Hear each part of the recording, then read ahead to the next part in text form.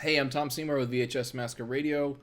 Had a pretty cool night last night. It was the sneak preview of VHS Massacre 2, the follow up to the VHS Massacre feature length documentary about the decline of physical media. This one concentrates on how media consolidation has all but killed the American exploitation film. Of course, exploitation films are, by their definition, low budget, and they tend to be sensational, have some sensational subject matters. So they could be monster movies, horror movies.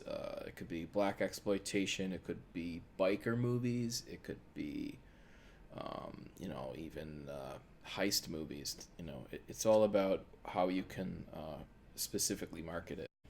So anyway, last night, Anthology Film Archives, as part of the new filmmakers series, hosted the film, and it's a really cool venue. It's down on Second and Second in the East Village. It's a non-profit, but it's a beautiful movie theater. It actually used to be the courthouse, um, downtown New York courthouse. And so when you go upstairs to the second floor and you're in the movie theater, think you're actually in where the existing court was, which is pretty cool actually. This guy Bill runs the new filmmakers. The guy's great. We did a Q&A after. Barney, who runs the whole thing, is pretty excellent as well. Any independent filmmaker who has a short or a feature that they're looking to play in a really nice theater, I couldn't recommend it more. If you go on Film Freeway and look up New Filmmakers New York, you can apply there. It's super cheap, and they'll screen your film. So the Golden Globes happen, and I've been fairly vocal about not liking the Golden Globes and sort of what they represent. Millionaires giving each other golden statues, and then televising it. It's a little ridiculous. Emmys are very similar. It's all a business, and the Academy Awards are actually an agreement between the studios to boost popularity of those films. So from its origins, it wasn't some sort of pure sentiment to reward artists. It was financial, because it is a business. As George Collins said, it's a small club and we're not in it. That being said, the Telly Awards I actually really like. So the Telly Awards were made to some degree, I believe, in response to the Emmys. So there's the Emmys and the regional Emmys, but those Emmys end up being typically for large businesses and media conglomerates and people like myself might not have access to something like that. So like I worked for CBS News and NBC Universal, and then we left to do some stuff at Black 20. Black 20, I worked on a few shows that managed to get, I believe they call it a daytime broadband Emmy nomination, and it was through MySpace and at the time. I know it sounds really bizarre, but that was like a particular year where maybe if you were kind of small, maybe you had a shot at an Emmy. But in general, Emmys, it's very hard to win an Emmy. Local news, for instance, if you really nail it, like maybe you win maybe you work for CBS News and maybe you can win a regional Emmy, and that's pretty awesome too. But the Tellys came around in the 70s, and they concentrated more on broadcast small market. So it was everything from TV shows to commercials, where let's say you made a super well made commercial, and it just wasn't something that was like, let's say, eligible for something like an Emmy, or you even did like a PBS special, or something that aired via broadcast, and it just wasn't gonna be in the arena of the Emmy. Well, the Tellys would have a contest and give out awards to the highest quality submissions. So in my opinion, that puts them more. They're more down to earth, and I think it's more accessible to at least the independent TV producers and whatnot. Well, at a certain point, they kept evolving with the times, and they came up with these non-broadcast categories where independent filmmakers, whether it was shorts or features, you could enter the tellies as well. So it became accessible to a wider breadth of people. So like if you had an excellent YouTube video and you nailed it, you could submit it to the tellies, and maybe you could win something.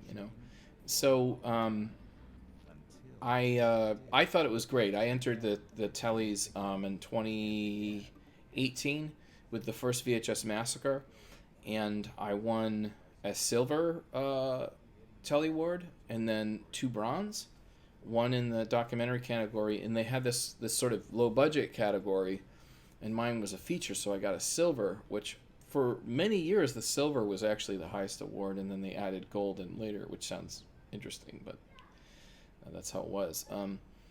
So when I won the silver, they said I could join the Telly Award, the Silver Council, and you could be a judge for the tellies. Now, it meant I could still enter the tellies, but you're never going to be judging your own work. Like, you can't do that. Like, you sign something, you check something, a box that says you can't do that. So there's never any nepotism allowed. Like, if you look at who enters the tellies, it's everyone from people like me, who are just guys doing low budget stuff, all the way up to like HBO, Marvel, CBS, PBS, NPR. So like everyone enters the tellies, and to a point where I think there's something like 20,000 telly entries a year. And what's awesome about that is the fact that people like you or I can actually enter the tellies for to compete. It doesn't always mean we'll win something, but it's pretty awesome. So one of the last things I wanted to talk about is so some of the festivals I've entered. I talked about this before, like here's a rundown of some of the things I just entered. I bit the bullet and entered Austin Film Festival. I kind of said I wasn't gonna do the top 10, but I don't know. I don't think I've ever entered Austin Film Festival, but I've tried all the other top 10s, and I literally felt sick in my stomach at the idea of entering Slamdance or Sundance, because I was so fucking fed up with giving them my money and then never getting anything back from it. And I've done that with like whatever 9 other feature films. Because like I couldn't do that. But I looked at the Austin Film Festival. I thought, maybe they like Joe Bob Briggs. You can write when you submit to the film festival, you could write a letter. I literally wrote, play a trauma film for once. So maybe they'll actually do it. But Austin is a top 10. I think it's Academy Award qualifying, so the odds of getting in is like, it's probably like a 1 in 1,000 shot. But I figured why not. I don't imagine I'll do 2 more top 10. So on Film Freeway, which is very cool, you have you can see what films have been selected. And today I just saw this. Independent Horror Movie Awards has selected us for competition, which is very cool. So I can't wait to see what happens. And that's the other thing too. When you work on a film for a couple years, it really means a lot when you enter festivals. It's sort of like where, to some degree, it's where the magic happens. You finish your film, you finish your art, and then you're really tested. It's almost like applying to a college.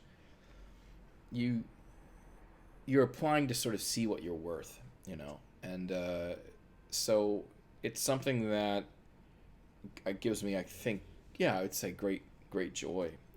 It's very meaningful to work so long on a project and then have an opportunity to scream. So Film Freeway, I think, is a really great thing. It's a really wonderful thing. So we'll see what happens with that. This is the website, Independent Horror Movie Awards. So it's very cool. There's a number of different prizes they give out. This one looks... You're only as sick as your secrets. I love it. Anyway, okay. Well, thanks for listening. This is Tom Seymour. Again, if the first VHS Massacre is on Amazon Prime, if you want to check it out. VHS Massacre 2 is now on the festival circuit, and if you have a film festival and you want to play it, contact me or Tom D'Amico at Trauma, and I'm sure we can make it happen. Okay, thanks. We'll see you next time.